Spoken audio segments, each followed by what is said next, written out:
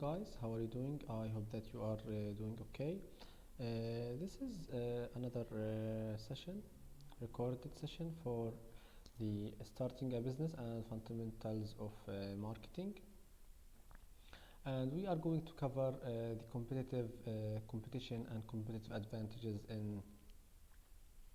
in this course, in this session. So, what is competition and what are competitive advantages and what are the Porter's five forces to understand competitive forces and the sources of competitive advantages. So, the first thing is what is competition? The competition is where two or more businesses, entities, compete against each other to win bigger market share, to win more customers, to win more sales or revenue. So it's very important for us when we want to establish a business to understand the sector and the competitive environment that we are dealing with and that we are operating in, because it's very required for the business success. And competition is growing very rapidly these days, and it's becoming more intense. So we have to understand the competition dynamics that is happening right now, so we can understand and establish our business based on very strong pillars, so we can succeed in our business. So, for example, there are so many examples for competition. For example, Toyota and Volkswagen are competing against each other in the automotive industry. And for example, every one of these companies are trying to win more market share to have by having more features, more products features, and also Apple and Samsung are a very best example of the telecommunication services industry and the mobile phone industry. They are trying to win market share and to exceed their sales and revenue and to establish their brand.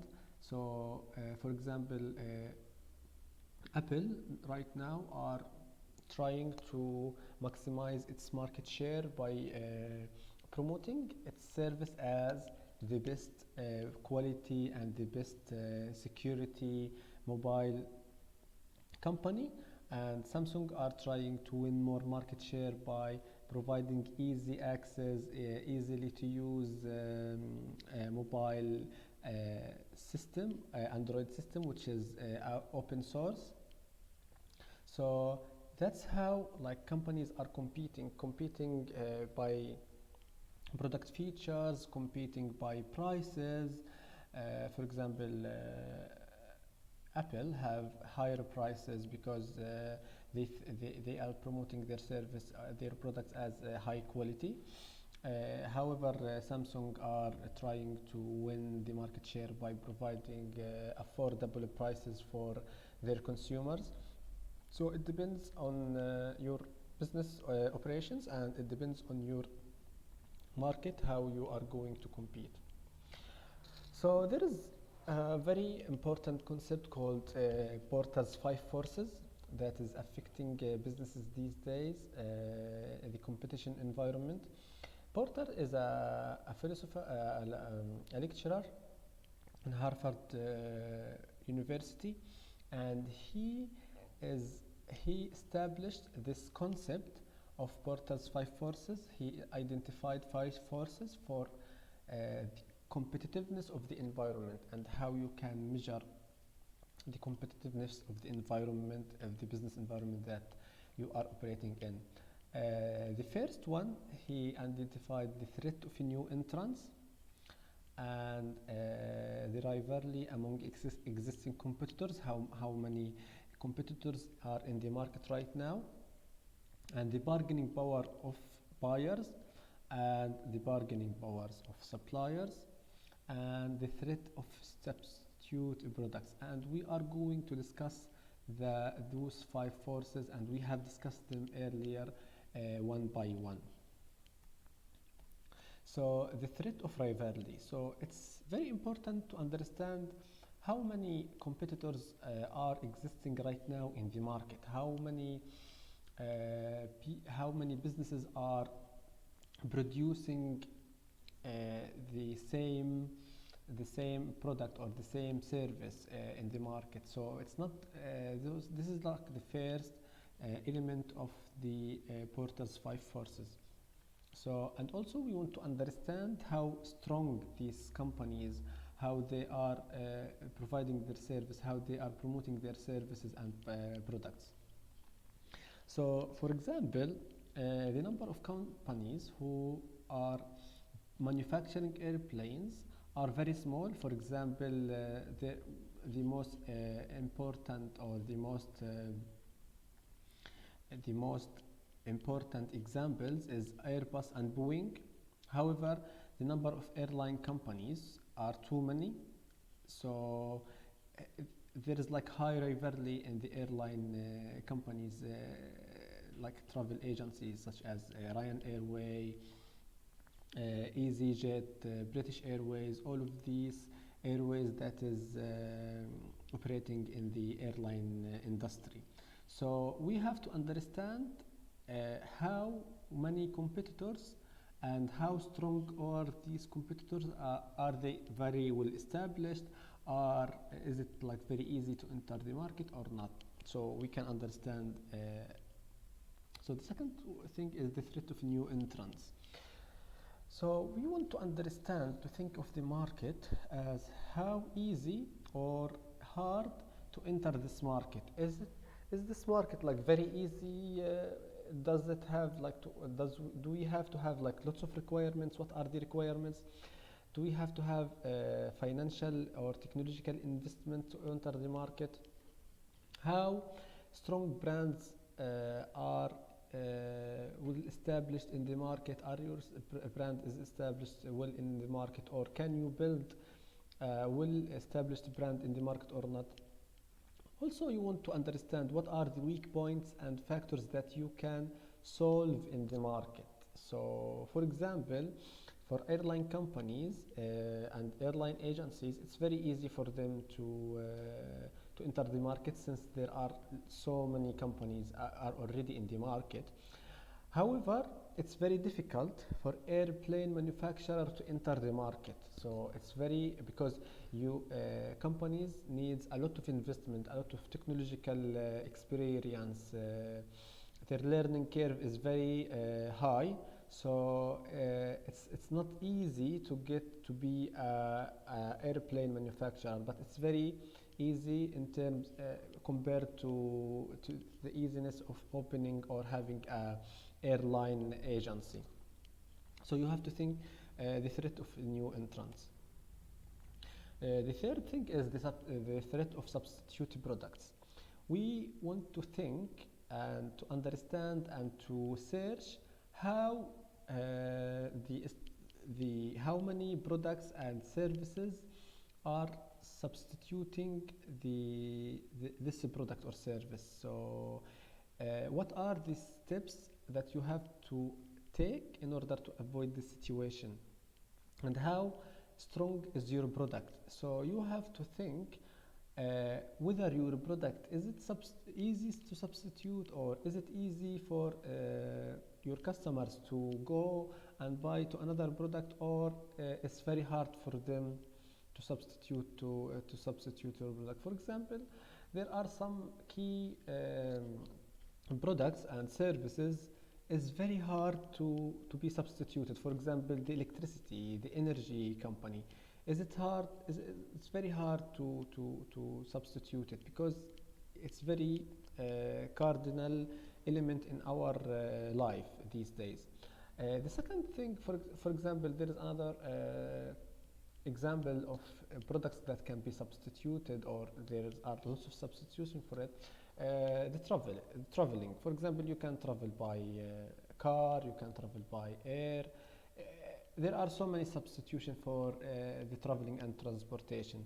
So you have to think about your market and your product or service, whether is it easy or hard for your clients to substitute it and to switch to another client. For example, it's very easy to switch to the cheapest tickets, but airline companies, it's very hard for them to switch to different suppliers of the aircraft. So yeah, so this is the example.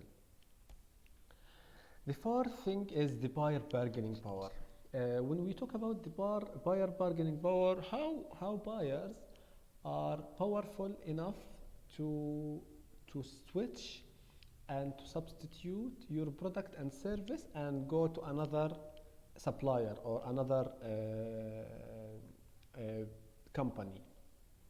So you have to think about your buyers and what are the options that are available in the market for them, and what are the other brands that they can buy from. And you have, when you think about this, you can afterwards you can build your brand based on this. And also, how is it easy for them to switch to another options, and how is it hard for them to go to another competitor. And also, what are the switching costs for the buyers to go to another supplier? For example, in the electricity and energy sector, sometimes it's very hard for customers to switch to different vendors or different suppliers, because they usually get long-term contracts and they usually have lots of investment. So also the number of suppliers are very small, so it can be hard for them to switch. For example, also there is another best example for this. Buyers have more power when it comes to switching for different airline companies. For example, when you want to book a ticket, usually you go to Skyscanner and you can pick any company, any agency you want, based on the prices, based on your preferences, and so it's very easy. So buyers here have more bargaining power and have the benefits of this competition. But for the airline companies, the airline agencies, it's very difficult for them to switch to different buyers or manufacturer for the aircraft. So you have to think how strong the buyers in your market. The fifth thing is the supplier buyer power, the suppliers power. How suppliers, because suppliers are the backbone for any business, and they are very important in your business operations, and in sourcing the raw materials, sourcing the machinery. So you have to think how suppliers buyer power, are they their product and services unique and you can substitute them with another suppliers, or the number of suppliers are limited and you cannot switch to different suppliers. So for example, Airbus and Boeing, because they are manufacturing the aircraft, they are in a very powerful position over their clients, which is the airline companies. But airline companies, they don't have that much power over their customers, and also they don't have that much power over their suppliers, because the suppliers are controlling the sourcing of the aircrafts. So that is the five forces of competitive forces, porters, competitive forces. So for example, so that's why it's very important to understand our competition and the competitors in the market, because competition, it's not just you are competing with another companies, you are competing with different things. You are competing with the threats of the new entrants, the people who want to enter the market, and you are competing against the industry rivalry. You are also competing between the buyers, how buyers can easily switch to different vendors, and also how companies can substitute, how clients or your customers can substitute your product. So it's very important to understand this. And also the last thing is there is like the homework that you have to choose a business idea and to explain what is the industry or market that is operating in. Then I have to identify the Porter's 5 forces. Is it high or low, and explain why. And thank you very much, guys, and see you next week. And I hope that you can achieve your goals. Thank you.